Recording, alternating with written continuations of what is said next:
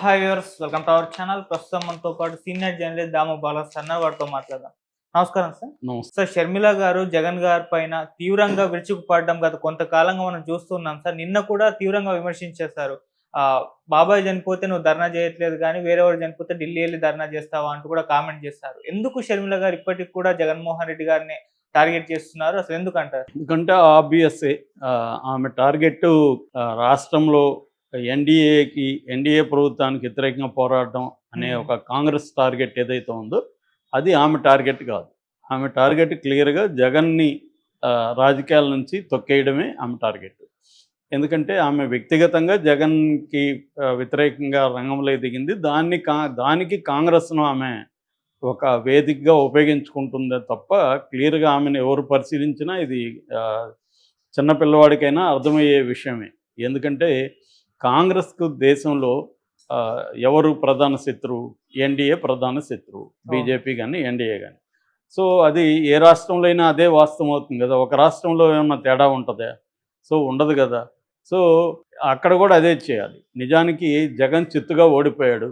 జగన్ని ఇప్పుడు ఒకవేళ కాంగ్రెస్ పార్టీ ఉంది కాబట్టి కేసీఆర్ మీద తీవ్రంగా రేవంత్ రెడ్డి పోరాటం చేస్తున్నారు. ఇది అర్థం చేసుకోవచ్చు. ఎందుకంటే కేసీఆర్ని తొక్కేస్తే మనం ఆ ప్లేస్లోకి రావాలని బీజేపీ కానీ కాంగ్రెస్ కానీ ఇక్కడ పోటీ పడుతున్నాయి. కాబట్టి ఇక్కడ కేసీఆర్ ప్రతిపక్షంలో ఉండే బీఆర్ఎస్ను టార్గెట్ చేయడం అనేది రీజనబుల్గా ఉంది. అక్కడ అసలు జగన్ దారుణంగా ఓడిపోయి 11 మంది ఎమ్మెల్యేలతో మిగిలిపోయిన జగన్ మీద ఆమె టార్గెట్ చేయడం వల్ల కాంగ్రెస్ పార్టీకి ఏంటి లాభం అంటే ఒకటి లాభం కనబడుతుంది. అదేంటంటే వైసీపీలో ఉండే వాళ్ళు ఎవరైనా వస్తారేమో కాంగ్రెస్లోకి కానీ దానివల్ల జగన్ని విమర్శించడం వల్ల ఈమె వైసీపీలో నుంచి వచ్చేస్తారా?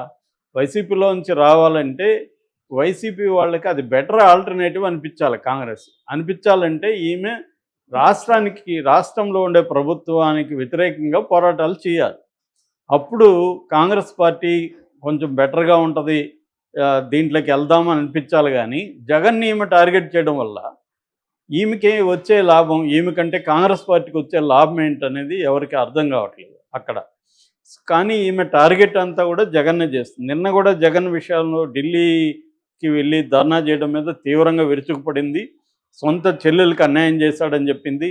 మళ్ళీ బాబాయ్ హత్యని బయటికి తీసింది. బాబాయ్ హత్య జరిగితే ఢిల్లీలో ఎందుకు ధర్నా చేయలేదు, ఇక్కడ ఎందుకు చేస్తున్నాడు, బాబాయ్ హంతకులతో తిరుగుతున్నాడు జగను. ఆ తర్వాత వినుకొండలో జరిగింది. నిజానికి తెలుగుదేశం వాళ్ళే గట్టిగా అది వ్యక్తిగత కక్ష అనట్ల, మొదట్లో అన్నారు, మళ్ళీ సైలెంట్ అయిపోయారు. ఈమె చాలా స్ట్రాంగ్గా సర్టిఫికేట్ ఇస్తుంది. వ్యక్తిగత హత్య అది రాజకీయ హత్య కాదు అని ఈమె మాట్లాడుతుంది. అంటే ఈమె చంద్రబాబు తరపున ఒకరితో పుచ్చుకొని మాట్లాడినట్టే నిన్న కనబడుతుంది. అట్లాగే అసెంబ్లీ సమావేశాలకి ఎందుకు జగన్ హాజరు కావట్లేదు, దీన్ని ఎగ్గొట్టడానికే జగన్ వెళ్ళాడు అక్కడికి అనేది కూడా ఆమె మాట్లాడింది.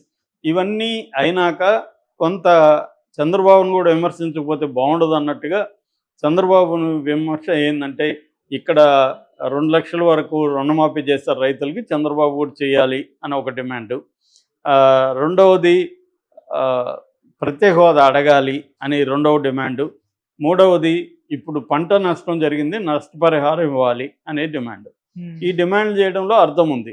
కాకపోతే నా ప్రశ్న ఏంటంటే, చంద్రబాబు ఇవ్వని హామీ రుణమాఫీ ఆయన ఇవ్వని హామీ ఇవ్వమని అడుగుతుంది కానీ ఇచ్చిన హామీలు నెరవేర్చట్లేదని అడగట్లేదు. నిన్న కూడా ఎక్కడ కూడా తల్లికి వందనం డబ్బులు ఎందుకు వేయట్లేదు, ఆల్రెడీ స్కూళ్ళు తెరిచి 2 నెలలు అవుతుంది,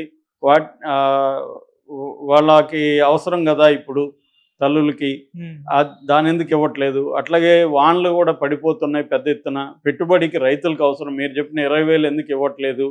అట్లాగే ఉచిత బస్సు అన్నారు, ఎప్పుడు నెరవేరుస్తారు. ఆ తర్వాత 18 ఏళ్లకు పైబడిన స్త్రీలకంతా 1000 డబ్బులు వేస్తామన్నారు, అది ఎప్పుడు ఇస్తారు. 3 సిలిండర్లు అన్నారు, ఎప్పుడు ఇస్తారు. వాలంటీర్లకి 10,000 ఇస్తా ఉన్నారు, అసలు దాన్ని తేల్చట్లేదు మీరు. ఇలాంటి అనేక హామీలు ఇచ్చి ఇప్పటి వరకు దాని మీద విధాన నిర్ణయాలు కూడా ఏమి అనౌన్స్ చేయకుండా చంద్రబాబు సైలెంట్గా ఉంటే దాన్ని ఏమీ ప్రశ్నించట్లేదు.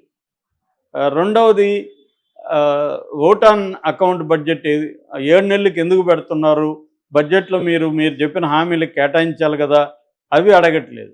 అంటే క్లియర్‌గా చంద్రబాబు ఇచ్చిన హామీలు నెరవేరుస్తున్నారా లేదా, ఎందుకు నెరవేర్చట్లేదని అడగట్లేదు. అడక్కపోగా అడుగుతున్న జగన్‌ని విమర్శిస్తుంది. అంటే క్లియర్‌గా ఆమె ఎవరి వైపు ఉన్నట్టు, క్లియర్‌గా చంద్రబాబు వైపు ఉన్నట్టు తప్ప కాంగ్రెస్ వైపు ఉన్నట్టు కాదు. మరి కాంగ్రెస్ అధిష్టానం ఎందుకు సహిస్తా ఉందో తెలీదు. ఎందుకంటే ఈమెను విమర్శించిన వాళ్ళని కాంగ్రెస్ సస్పెండ్ చేసింది. రాకేష్ రెడ్డి, ఇంకొక ఆమె ఎవరో ఉంది. వాళ్ళ ఇద్దరిని కూడా కాంగ్రెస్ సస్పెండ్ చేసింది. అంటే ఈమెను ఎవరు విమర్శించొద్దని కాంగ్రెస్ చెప్తున్నట్టే కదా క్లియర్‌గా. మరి అధిష్టానం ఆంధ్రప్రదేశ్‌కి సెపరేట్‌గా ఉన్న స్కీమ్ ఏమన్నా వేసుకునిందా అనేది తెలీదు మనకి. అంటే వాళ్ళకి దేశమంతా ఒక వ్యూహం ఉంటే ఆంధ్రప్రదేశ్‌లో ఏమన్నా వ్యూహం వేరే ఉందా? ఇదైతే ఎవరికి కూడా అర్థం కాలేదు. ఎందుకంటే కాంగ్రెస్ ఈ రకంగా ఏ రకంగా బలపడుతుంది. నిజానికి ఆమె బాబాయ్ హత్య అనేది అరిగిపోయిన రికార్డు. అది మళ్ళీ వేస్తుంది.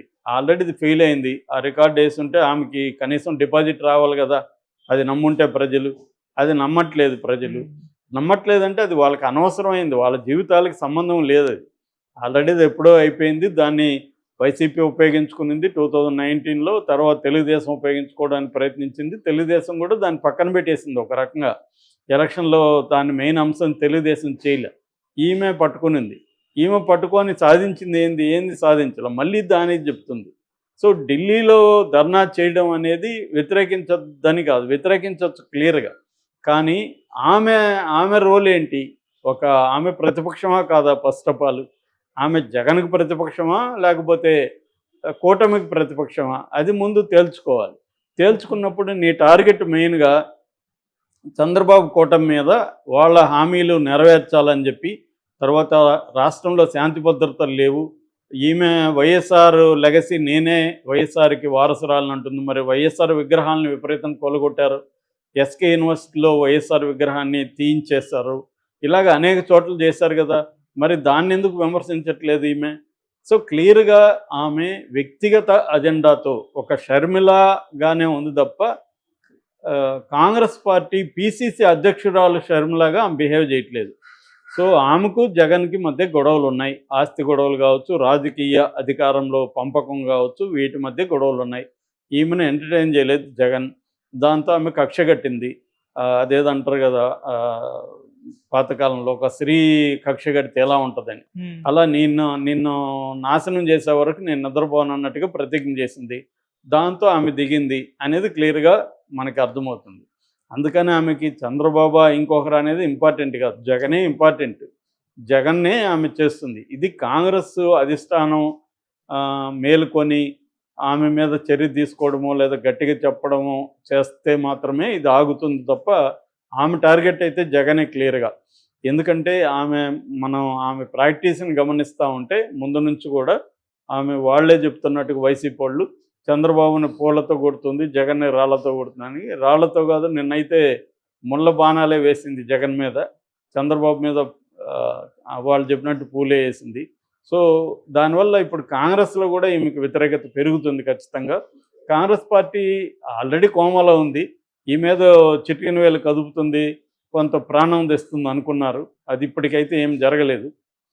పోనీ ఆమె చాలా లేటుగా ఎంటర్ అయింది కాబట్టి ఇప్పటికిప్పుడే రాదనుకున్నా, ఇప్పుడు కూడా ఆమె పోరాటం చేయకుండా, ప్రజల తరపున నిలబడి పోరాటం చేయకుండా, ప్రతిపక్షంగా ఉన్న జగన్ని, బలహీనంగా ఉన్న జగన్ని విమర్శించడం ద్వారా ఈమె క్లియర్‌గా వ్యక్తిగతంగా మాత్రమే ఆలోచిస్తుంది అనేది అందరూ, ఇప్పుడు మనం ఎవరిని కలిసినా షర్మిల అనగానే జగన్‌కి వ్యతిరేకంగా మాత్రమే ఆమె ఉంది అనే విషయం అర్థమైపోయింది. ఆమె దాచుకునే టైప్ కూడా కాదు, ఓపెన్‌గానే మాట్లాడుతూ ఉంది కాబట్టి అందరికీ అర్థమైపోయింది. దీనివల్ల కాంగ్రెస్కి అయితే ఏ రకమైన ఉపయోగం జరగదు.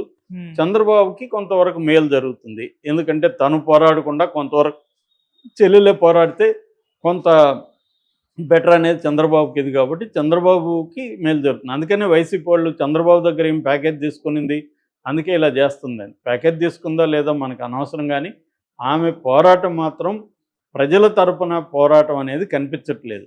కనీసం ఇక్కడ ఉన్నప్పుడు ఆమె ప్రజల తరపున అనేక ఇష్యూల్ని టేకప్ చేసింది. ఇక్కడ కూడా ఆమెను ఎవరు పట్టించుకోలేదు. ఇప్పుడు అక్కడ ఏంటంటే, అక్కడ ఇప్పటి వరకు ఆమెకి ఏమాత్రం ఉన్న మైలేజ్ ఎందుకు వచ్చిందంటే తెలుగుదేశం మీడియా వల్ల.